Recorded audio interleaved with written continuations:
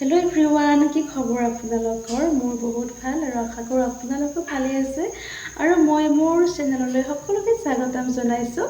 আৰু এতিয়া ৰাতি 9:10 হৈছে আৰু ৰাতিৰ সাজৰ কাৰণে এয়া বনাবলৈ আহিছোঁ। আৰু আজি মই ৰাতিৰ সাজৰ কাৰণে বনাম বুলি ভাবিছোঁ এগ কাৰী। আৰু মই কেনেকৈ বনাওঁ মোৰ ষ্টাইলত আপোনালোকৰ লগত বোলো শ্বেয়াৰ কৰোঁ। আৰু তেতিয়াহ'লে আপোনালোকে ভিডিঅ'টো চাই থাকিব। আৰু মই এগ কাৰীত দিবৰ কাৰণে এয়া আদা লৈছোঁ। অকল আদা দিম, নহৰু ইউজ নকৰোঁ। অকল আদা দিলে স্মেলটো বেছি ভাল পাওঁ মই, সেয়েহে আদাটো দি দিম। আৰু এয়া আদাৰ বাকলিখিনি মই গুচাই লৈছোঁ। লগতে পিঁয়াজৰ বাকলিখিনিও গুচাই লৈছোঁ। এয়া কুকাৰত মই আলু আৰু কণীখিনি বইল হ'বলৈ দিছোঁ। আৰু এয়া বইল হোৱা হৈ গ'ল। এতিয়া আলুৰ বাকলিখিনি গুচাই লৈছোঁ, লগতে কণীৰো। আৰু এয়া মোৰ বাকলি গুচোৱা হৈ গ'ল। কেৰাহীখন বহাই দি মই পিঁয়াজখিনি কিছু সময়ৰ কাৰণে ৰঙচুৱাকৈ ভাজি ল'ম। জোখ অনুপাতে নিমখ আৰু হালধি দি দিলোঁ। আৰু এতিয়া মই কেৰাহীখনত বইল কৰি লোৱা আলুখিনি বহাই দি কিছু সময়ৰ কাৰণে ভাজি ল'ম। আৰু এয়া কিছু সময় ভজা হোৱাৰ পিছত মই অকণমান গৰম মছলা দি দিছোঁ। আৰু এয়া গোটেইখিনি সম্পূৰ্ণকৈ ভাজিলোঁ। তাৰপিছত মই জোখ অনুপাতে পানী দিলোঁ। আৰু পানী দি উঠাৰ পিছত মই এয়া কণী আৰু আলুখিনি যে ভাজি লৈছিলোঁ এইখিনি বহাই দিছোঁ। আৰু এয়া উতল আহিব লৈছে আঞ্জাখন। আৰু আঞ্জাখন হোৱাৰ আগে আগে মই অকণমান আদা এয়া এড কৰি দিছোঁ। আৰু আদা দি দিলে স্মেলটো বেছি ভাল লাগে আৰু মই হোৱাৰ আগে আগে আদাটো এড কৰোঁ। আৰু এয়া ফাইনেলি হৈ গ'ল। আৰু খাবলৈ বহুত ভালেই হৈছে, একেবাৰে চিম্পুলকৈ বনাইছিলোঁ। আৰু এয়া হৈছে আজিৰ ৰাতিৰ থালিখন। আৰু আজি নেক্সট ডে হয়। আজি মায়ে আম কাটিব লৈছে। আৰু দেউতাই বজাৰৰ পৰা কিবা ফল মূল আনিছিল আমটি বুলি। আৰু এনেও ফল মূল গধূলি সময়ত খোৱা যায়েই আমাৰ। আৰু এয়া মায়ে আনাৰস কাটিব লৈছে। আপোনালোকে আম খাই বেছি ভাল পায় নে আনাৰস খাই বেছি ভাল পায় কমেণ্ট কৰিবচোন। আৰু এয়া আমি খোৱাত ব্যস্ত। আৰু গাইজ, এতিয়া মই চুলিখিনিত তেল লগাম।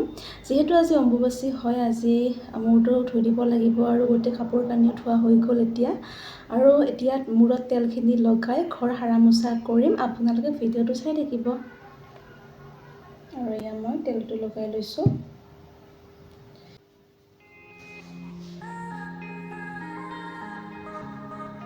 আৰু এইদৰে মাছাজ কৰি দিলে একেবাৰে চুলিৰ ৰুটবিলাকত তেলখিনি সোমাই যায় আৰু চুলিখিনি ভাল হয়।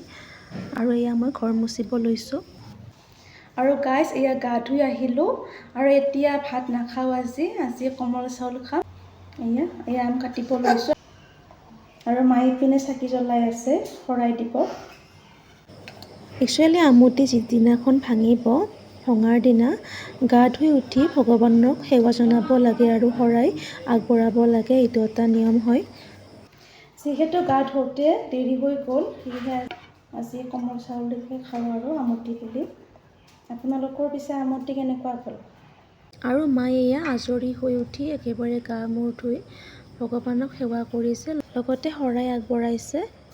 মানে এইটো নিয়ম মায়ে আগৰ পৰাই কৰি আহিছে, আমি দেখি আহিছোঁ। আপোনালোকে কৰেনে এইটো নিয়ম জনাবচোন বাৰু। আৰু এয়া কোমল চাউল লৈ লৈছোঁ বাতি এটাত, লগতে এৱা গাখীৰ দি দিছোঁ। দৈ গাখীৰো আপোনালোকে লৈ ল'ব পাৰে। লগতে এয়া কল আৰু আম দি দিছোঁ। আৰু ইমান ধুনীয়া এটা চৰাইৰ মাত আহি আছে। এয়া আৰু মই চেনি লোৱা নাই, মানে চেনি মই অকণমান কমকৈ খাবলৈ ট্ৰাই কৰি আছোঁ। মানে যিটো মিঠা আছে আম আৰু কলৰ, সেই মিঠাৰে হৈ যাব। আৰু আপোনালোকে চেনি লৈ ল'ব পাৰে যদি চেনি কোনোবাই খায়। আৰু এয়া মই খাবলৈ লৈছোঁ।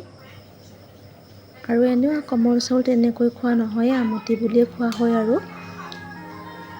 আৰু মই কাৰোবাক কিবা কৈ আছিলোঁ নেকি। এয়া তো আজিলৈ ইমানেই আছিল। যদি ভিডিঅ'টো চাই ভাল পালে লাইক কৰি দিব। আশা কৰোঁ সকলোৱে ভালে থাকক। বাই, লাভ ইউ। আকৌ লগ পাম নেক্সট এটি ভ্লগত।